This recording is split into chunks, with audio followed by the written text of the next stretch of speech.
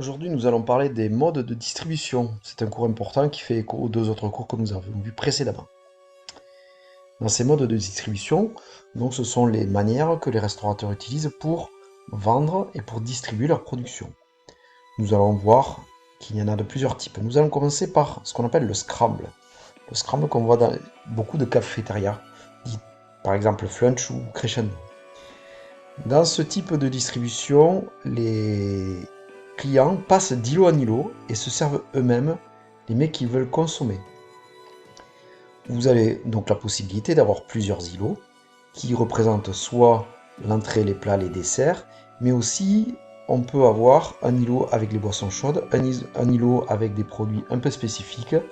Disons que quand c'est le on peut utiliser ces îlots pour faire des thématiques, c'est-à-dire par exemple une paella, ou on peut utiliser cet îlot pour faire des sushis. Et donc on peut dynamiser un petit peu cet espace de distribution pour avoir un maximum d'opportunités et de choix. Donc dans ces scrambles, euh, c'est donc c'est un self, mais qui est dynamique parce que c'est vraiment le client qui peut aller passer d'îlot en îlot et prendre ce qu'il souhaite. Nous avons aussi quelque chose qu'on appelle le self linéaire, que l'on retrouve beaucoup dans les cantines scolaires, comme la vôtre, ou dans les restaurants d'entreprise.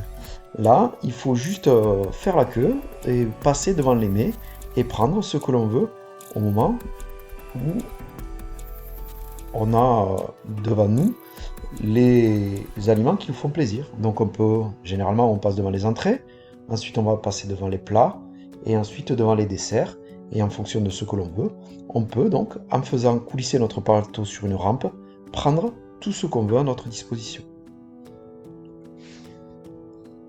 Nous avons le drive qui est vraiment connu depuis maintenant une trentaine d'années en France, c'est un concept qui vient donc des États-Unis, qui est très utilisé donc dans les fast-food, mais pas que. Maintenant, des boulangeries font des drives. Même le concept a été repris par des pharmacies qui font des drives. Donc là, le consommateur passe une commande à partir d'un panneau lumineux quand il est en voiture. Il fait la queue dans son véhicule en ne sortant pas. Il récupère sa commande, il effectue son règlement et peut repartir de suite. Nous avons aussi un autre concept qui est donc le service au comptoir stagnant. Exemple, teppanyaki. Pour ceux qui ne connaissent pas, c'est donc une énorme plancha qui serait mise au milieu d'une table. Les convives s'assoient autour de cette plancha avec une petite table qui leur est réservée. Et donc le cuisinier cuisine devant les clients et les sert directement depuis sa plancha. Pour info, l'atelier Robuchon fonctionne aussi sur ce thème-là. Donc ce service au comptoir stagnant, c'est-à-dire que le client reste devant le cuisinier, on peut utiliser ce type de mode de distribution pour beaucoup de concepts différents, de concepts de restauration différents, et notamment donc pour la cuisine asiatique, parce que c'est un concept qui nous vient du Japon, mais aussi pour la cuisine maintenant qui va être plus orientée vers le poisson, un concept qui va être plus orienté vers des viandes que l'on fait donc snacker au dernier moment sur une plancha et qu'on sert directement au client en face de nous. L'autre mode de distribution que je veux voir maintenant, c'est le service au comptoir à emporter. Alors là, très utilisé et qui a été un petit peu utilisé par les restaurateurs quand on a vu finalement comment on faisait dans les boucheries, dans les boulangeries. Et donc, qui utilise ce type de service au comptoir à emporter? Ben, la Micaline, les boulangeries, la restauration rapide à la française, la restauration rapide à l'anglo-saxonne, euh, la, la street food utilise beaucoup ça, le fast food utilise beaucoup ça. Donc là, le client commande sur une borne des fois, ou alors directement devant le vendeur. Il effectue son règlement, il récupère sa commande, puis il va soit dans la salle du restaurant s'il y a un restaurant, ou à l'extérieur parce qu'il y a souvent des terrasses. Et donc dans ce cas-là, le client peut dans certains cas se servir directement aussi dans la vitrine avant son passage au comptoir, un petit peu comme le propose Sushi Shop, où vous pouvez prendre vos accompagnements avant de passer votre commande de votre plateau. Donc voilà, ce type de restauration et de ce type de distribution pardon, est très très utilisé dans énormément de nouveaux concepts et s'implantent de plus en plus. Nous avons maintenant aussi recours au service à table. Le service à table, c'est dans tous les restaurants traditionnels, c'est-à-dire que le client s'assoit, passe sa commande à un serveur, le serveur va lui amener un premier plat, puis un autre plat, et le client ne bouge pas de sa place jusqu'à ce qu'il règle, et une fois qu'il aura réglé, il pourra ensuite partir. Service un peu particulier qui peut être que j'ai accès plus sur le restaurant hospitalier ou restaurant EHPAD, mais que je pourrais aussi associé au mode de distribution, donc service en chambre pour les hôtels qui font du room service. Là, les clients ou les patients reçoivent un menu qui va leur être servi en chambre. Et généralement, il y a dessus l'entrée, le plat, le dessert sur un plateau. Et dans le cas des restaurants hospitaliers, bien sûr, les menus sont adaptés à la pathologie du client, mais dans les restaurants, dans le room service d'un hôtel, forcément, le client aura sa carte, pourra choisir, appeler à la réception, ce sera préparé, on l'amènera directement dans sa chambre, il le consomme quand il le veut, comme il le veut, il laisse son plateau et on viendra le récupérer plus tard. Nous avons bien sûr maintenant, et le Covid a accéléré cette pratique, la restauration livrée. Donc là, Uber Eats, Deliveroo, mais aussi des chaînes qui ont intégré ça directement dans leur service, Domino's Pizza, Pizza Hut, j'en passe et des meilleurs. Là, le client commande généralement à travers le site internet et on va lui livrer sa prestation directement chez lui. Les clients donc payent la prestation au moment de la commande qui est fait sur internet et n'a plus à payer le serveur quand il arrive. Donc là, c'est un système qui marche de plus en plus et qui est donc très très très utilisé la plupart du temps par la restauration rapide parce que on va voir que il est très difficile par exemple de proposer ce service-là pour la restauration gastronomique étant donné que on essaie de faire un effort sur la présentation et de temps en temps les plats ne méritent pas d'être amenés d'un point A à un point B, surtout en vélo ou en scooter ou en trottinette électrique et donc on aime bien quand même qu'il y ait un soin porté énormément sur le visuel et donc la restauration livrée est très très utilisée par la restauration rapide. Donc on va voir aussi qu'il y a des modes de distribution marginaux. Alors au Japon, ici je vous montre ici la restauration, la distribution automatique. Au Japon, c'est très très très courant, on peut avoir dans des vitrines des plats chauds ou des plats froids qu'on va venir directement, comme nous ici on a de la distribution automatique de boissons, là on peut avoir l'intégralité du repas. Donc c'est très très utilisé au Japon. Il y a des restaurants qui ne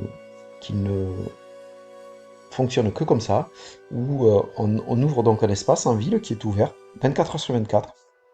Et les gens viennent directement se servir, payent, récupèrent leur prestation, peuvent le manger. Donc c'est aussi bien de la nourriture froide que chaude. Alors ça a tendance à pas trop marcher en France, mais à Paris, il y en a de plus en plus qui s'installent, des petits corners comme ça, qui sont assez intéressants. La nourriture n'est pas forcément géniale, mais c'est très pratique, c'est ouvert 24 heures sur 24 et ça rend service énormément. Ce que l'on voit plus, c'est notre deuxième image ici, c'est-à-dire les pizzas. Ces pizzas qui peuvent être faites en suivant dans notre borne. Et ces pizzas-là nous permettent donc ces kiosques nous permettent donc de commander une pizza. Elle est faite soit en direct, soit elle est réchauffée. C'est une pizza congelée qu'on réchauffe et on récupère notre pizza. Et on en voit fleurir beaucoup, notamment dans tout ce qui est euh, zone un peu rurale, où on n'a pas forcément un choix énormément dans les restaurants. Et donc forcément, ça intéresse du monde. Et donc c'est aussi très, très intéressant parce qu'on peut utiliser ça 24 heures sur 24, 7 jours sur 7. Autre distribution un peu marginale, on a par exemple la distribution sur tapis, sur carrousel, comme on peut le voir ici. Donc nous avons des mets qui passent devant les clients, qui peuvent se servir ce qu'ils veulent, et qui donc vont pouvoir prendre l'intégralité de ce qu'ils peuvent. C'est un concept qui a été très très utilisé au Japon pour les sushis, mais qui commence à être détourné aussi par d'autres types de cuisine, notamment la cuisine libanaise, ou à Paris, et bientôt à Bordeaux, on a des restaurants libanais qui vont pouvoir proposer cette distribution sur tapis qui permet de soit avoir à volonté, et là pas de problème de facturation, soit on distingue la couleur des assiettes, et en fonction de ce que les clients ont pris, ils ont un prix par assiette, et ça permet de voir un petit peu ça. Si vous voulez voir ce type de distribution là, vous pouvez avoir accès, notamment à la promenade de Sainte-Catherine, un restaurant de sushi qui fonctionne comme ça.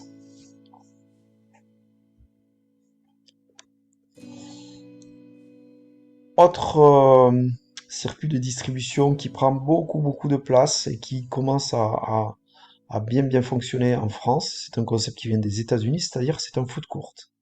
Vous en avez un à Bordeaux qui s'appelle La Boca, donc sur les quais, pas très loin de la gare, où là vous avez tous les restaurants qui sont en périphérie et des grandes tables qui sont proposées à tous les clients qui ne sont pas nominatives. Et bien sûr, on va chercher, si vous êtes 10 convives, il y a peut-être 2 convives qui vont aller chercher italienne, 2 convives qui vont aller chercher de la nourriture japonaise, 2 qui vont aller chercher de la nourriture mexicaine, et 4 personnes qui vont aller chercher de la nourriture traditionnelle. Donc tout le monde passe sa commande, se retrouve au milieu et mange ensemble les choses qu'ils ont choisies. Donc c'est un concept qui marche très bien, qui se développe beaucoup. Le premier a été en France au Carrousel du Louvre, mais maintenant on voit qu'il y en a de plus en plus. Donc vient d'ouvrir, donc la Boca a ouvert il y a quelques années. Sur Bayonne, une région que je connais bien, un nouveau food court y a ouvert il y a 3 mois. Donc c'est un concept qui plaît énormément, notamment aux jeunes, parce que tout le monde peut aller manger ce qu'il veut. Et donc l'ensemble de la palette qui est proposée aux clients est très importante, ce qui permet donc de satisfaire tout le monde. C'est généralement des endroits très conviviaux, avec un peu de musique, avec beaucoup de simplicité. Et donc c'est un endroit qui marche bien et qui prend de plus en plus de place. Donc dans toutes les grandes villes, vous avez maintenant un food court plus ou moins grand, ou 2 ou 3, et même dans des petites campagnes. Notamment si vous allez sur Tuire, qui est un petit village dans les Pyrénées-Atlantiques, vous avez un food court avec 5 ou 6 restaurants qui marche très fort et qui permet donc d'animer bien une soirée et qui fait passer une soirée très conviviale à plusieurs personnes qui ne seraient peut-être pas donné rendez-vous dans un restaurant, étant donné que les goûts de chacun peuvent être très différents. Nous allons voir maintenant les avantages et les inconvénients des modes de distribution que nous venons de voir. Nous allons commencer donc par le scramble. Le scramble, l'avantage, c'est un débit minute qui est très important. Quand vous allez dans un scramble, il y a 10 à 12 couverts qui passent à la minute, ce qui vous permet d'avoir une très grande possibilité de couverts. Si vous avez une très grande possibilité de couverts, vous avez forcément un chiffre d'affaires important. Le gros avantage, c'est que vous laissez la liberté de circulation à vos clients. C'est-à-dire qu'un client qui ne veut pas de plat chaud peut passer de l'entrée au dessert sans attendre. Donc vous n'avez pas de file d'attente. Tout le monde va d'îlot en îlot et va faire ce qu'il va récupérer le plat qu'il veut. Le nombre d'îlots est très important et vous avez la possibilité donc, en fonction de la qualité de la prestation choisie, de proposer différents îlots. Je parlais tout à l'heure d'îlot paella. Il n'est pas interdit d'avoir tout le temps un îlot qui change pour les personnes qui viennent souvent. Et vous pouvez avoir un poste grillade, mais aussi un poste viande en sauce ou un poste produit du monde où vous alternez des nanes, où vous faites un plat indien, où vous faites un plat de nourriture italienne, où vous faites des plats français, où vous faites des plats en sauce. Vous avez la possibilité de faire beaucoup de choses et donc vous avez beaucoup de choix. Donc si des personnes viennent ensemble, ils ne sont pas obligés de manger la même chose et donc peuvent aussi retrouver leur compte très rapidement. En revanche, pour les inconvénients, les déplacements sont multiples et ça pose un souci pour le ravitaillement des îlots. Pour les personnes qui travaillent dans ces scrambles, il n'est pas très simple de pouvoir réapprovisionner les différents îlots. Donc ça demande beaucoup de faculté de rapidité d'exécution et ça demande aussi beaucoup de vigilance au niveau du stock mis en place parce que si vous ne trouvez pas le produit que vous êtes venu chercher, ben, le client peut être mécontent et peut ne pas revenir. L'autre inconvénient majeur, c'est l'investissement. Il est très très lourd. Bien sûr en termes de matériel de cuisson, mais en termes de décoration et même en matériel de chauffage. On peut là aussi bien travailler en liaison froide qu'en liaison directe chaude. Donc imaginez tout le matériel qu'il vous faut. Et donc le mélange donc peut être très problématique si l'organisation n'est pas fabuleuse. Donc il faut être vraiment très vigilant sur l'organisation, il faut être très réactif pour la mise en place des buffets et très réactif pour leur réapprovisionnement. Il va de soi que la personne qui veut manger à 14h ou la personne qui veut manger à midi à l'ouverture doit trouver exactement votre scrum dans le même état.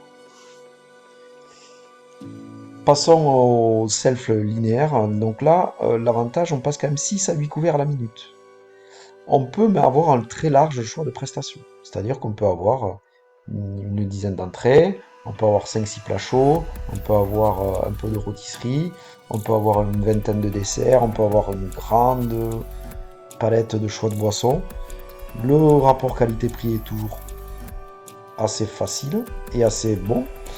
Et le ravitaillement est très facile. C'est-à-dire que quand vous avez un ravitaillement à faire, vous vous tournez, généralement c'est chauffé derrière, vous remplacez le bac gastro et c'est parti, on continue le service. Le contrôle de la qualité et de la quantité est très facile, hygiénique aussi parce que tout se passe donc du côté de la cuisine et du personnel, donc c'est très facile à contrôler, ce qui n'est pas forcément le cas dans un scramble, où là vous intervenez au milieu de clients. L'avantage, c'est que vous pouvez avoir des grandes capacités de personnes qui viennent dans les salles à manger. Donc ça permet de vraiment travailler bien.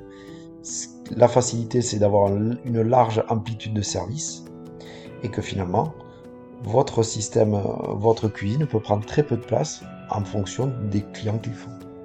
Les gros inconvénients, c'est les files d'attente. Si votre restaurant marche bien, la file d'attente sera très importante. Et si vous avez des clients qui sont impatients, ils ne viendront pas manger chez vous. Généralement, les restaurants sont surchargés et donc ils sont très très bruyants. Quand vous allez manger dans un type de self, tout le monde parle avec tout le monde et forcément vous avez un volume sonore qui est très très haut.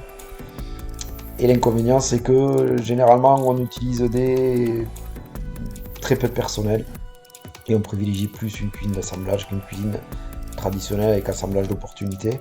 Donc les goûts sont pas forcément là, ou alors vous pouvez avoir vraiment un manque d'originalité dans les plats. C'est des plats qui sont plutôt standards, plutôt faciles à faire. Et donc vous n'allez pas venir ici pour être surpris par la qualité de votre nourriture et être surpris, et vous n'allez pas gagner un souvenir fabuleux si vous allez manger dans un self linéaire. Le drive-in. Le drive-in, là, vraiment, l'avantage numéro 1, c'est que vous êtes servi sans descendre de votre voiture.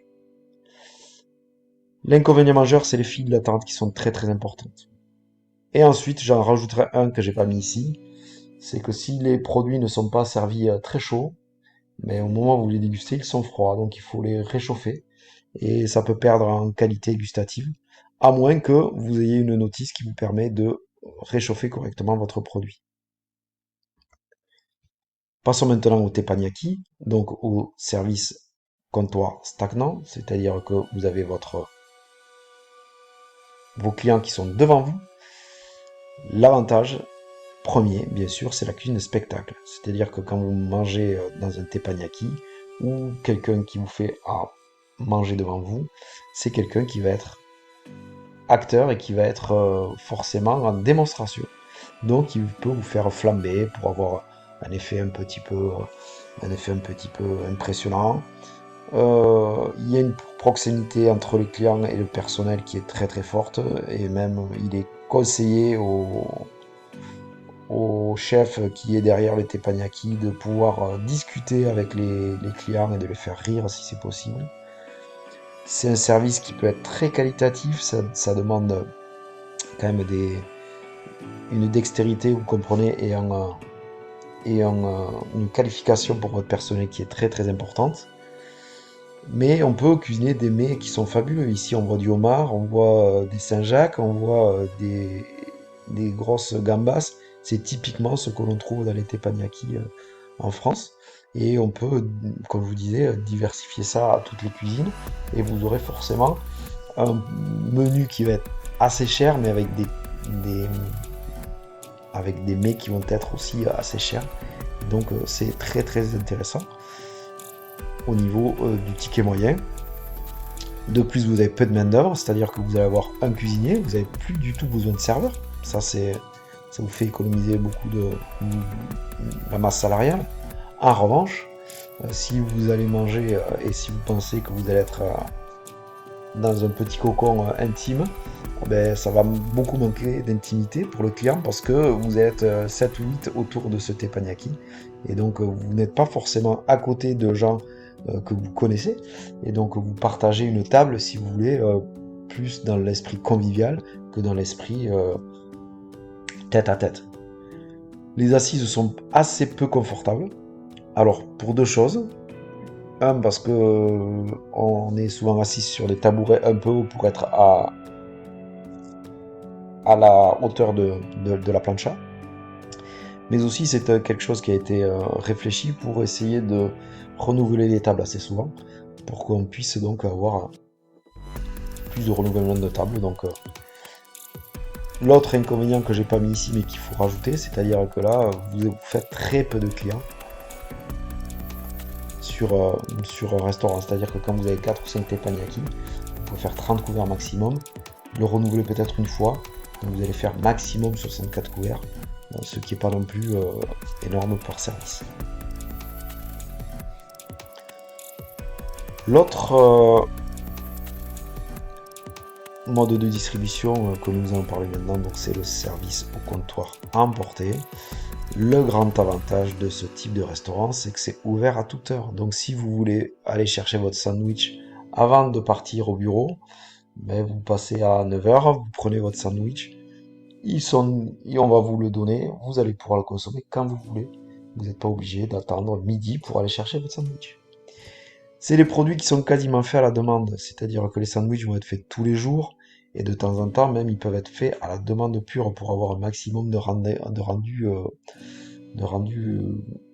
gustatif, c'est-à-dire que vous allez pouvoir avoir quelqu'un qui à midi ou à 11h commence à faire ses sandwichs et à midi il est vendu. Vous avez le sandwich a passé 1 heure maximum dans la vitrine réfrigérée, ce qui permet d'avoir un très bon rendu. Vous avez une très bonne rapidité de service. Ça prend très peu de place dans une boutique, ce qui permet de mettre même maintenant dans des boulangeries, vous pouvez avoir des petits endroits où vous pouvez manger sur place. Et surtout, on sert l'entrée, le plat, le dessert en même temps, vous êtes facturé et vous partez. Donc la file d'attente peut assez rapidement se résorber. En revanche, la gamme des produits peut varier. C'est-à-dire que on a les sandwichs à la française, on a des wraps qui sont apparus il n'y a pas longtemps, quelques salades, maintenant quelques pokés, mais vous voyez que c'est toujours à peu près la même chose. On n'a pas de grandes innovations, à part dans les sandwichs où on peut s'amuser un peu, des sandwichs un peu à consonance italienne ou avec une mozza, avec un peu de jambon de Parme, mais on reste sur le sandwich, on a une gamme de produits qui est assez peu variée, qui doit être transportable et mangeable à tout moment. La qualité gustative est assez standardisée, donc à moins que vous privilégiez des produits de très très haute qualité et labellisés, un jambon beurre mais restera un jambon beurre. Alors on peut avoir des très bons jambons beurre et des jambons beurre assez moyens, mais bon, on est assez standardisé, que vous alliez d'un côté ou de l'autre dans ces restaurants-là. Le client peut aussi lui-même prendre son plateau, il doit se trouver une place, s'il veut manger sur place, généralement, il doit même débarrasser son plateau, ce qui peut rebuter aussi une partie des clients potentiels. Le service à table. Alors le grand avantage de ce type de mode de distribution, c'est vraiment un service qui est personnalisé. Le client va s'asseoir et on s'occupe de lui. On va prendre sa commande, on va le placer, on va lui amener des mets succession à table, donc il aura toujours le mets qu'il va manger à bonne température, il ne débarrasse pas, il est servi avec un service personnalisé par un serveur qui va venir le voir à chaque fois, donc ce qui permet d'avoir vraiment une qualité de service assez importante et qui permet donc de privilégier le bien-être du client. Généralement, si vous avez que 20 minutes, vous ne pourrez pas aller manger dans un restaurant avec un service à table. Les services sont généralement longs. Si vous avez entrée, plat, fromage, dessert, à moins d'une heure, c'est pas possible. Parce qu'il va falloir que vous preniez votre temps. Donc si vous avez moins d'une demi-heure, vous ne pourrez pas aller manger là. Le service nécessite aussi une main-d'œuvre nombreuse et qualifiée. C'est-à-dire que si vous voulez avoir un service de qualité, il vous faudra des serveurs de qualité, qualifiés, qui pourront parler de vos plats et qui vont pouvoir permettre donc d'avoir quelque chose d'intéressant. Le service en chambre. Le service en chambre est une possibilité donc de porter des plats chauds et froids sur le même plateau. Donc on a des armoires qui sont dits bitempérature et qui permettent ça. Le repas est souvent très équilibré et personnalisé, suivant les obligations ou les pathologies. Et la qualité, par contre, gustative est peu évidente et le produit standardisé. Si on parle des room service, on est un petit peu dans le même type de prestations. Bien sûr, on peut avoir de très bons plats, mais dans un palace, ça va être le cas. Mais si vous prenez un 4 étoiles, vous allez avoir peut-être des produits qui vont être d'une cuisine de distribution, qui vont être standardisés. La qualité gustative est des fois peu évidente. Donc ce service en chambre, à part que vous preniez un très bon room service dans un très très très grand hôtel type 5 étoiles ou palace à Paris, vous allez avoir toujours les mêmes petits problèmes.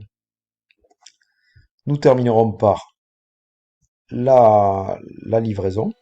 Donc c'est très facile d'utiliser, surtout votre génération à vous qui êtes constamment sur vos portables et qui vous permet de commander. La livraison vient jusqu'au domicile. Les désavantages sont que ces livraisons, notamment par l'intermédiaire d'acteurs comme Uber Eats, Just Eat, Deliveroo, ne se font uniquement pour les villes et pour les centres-villes même. La présentation est aussi très peu soignée, c'est-à-dire que dans votre plat, si vous avez une sauce, si vous avez une jolie présentation avec quelques petites pousses à mettre sur votre plat, étant donné que ça va être transporté d'un point A à un point B, généralement par des vélos ou par des scooters, ou forcément quand ça arrive, il risque d'y avoir une présentation qui va être pas très conforme à ce que l'on veut au départ. C'est pour ça que c'est surtout adapté à la restauration rapide. Et vous trouvez sur ces plateformes beaucoup de restauration rapide, que ce soit des burgers, que ce soit des pizzas, que ce soit de la nourriture asiatique avec un plat de riz où on va déposer quelques condiments dessus, ou une viande frite. Et surtout, les frais sont devenus très très importants et ils sont à la charge du consommateur. Donc ils ont tendance à perdre pas mal de clients, étant donné qu'ils ont augmenté beaucoup leurs frais de livraison, et ce qui fait que de temps en temps les frais de livraison peuvent représenter jusqu'à 20% de la note finale.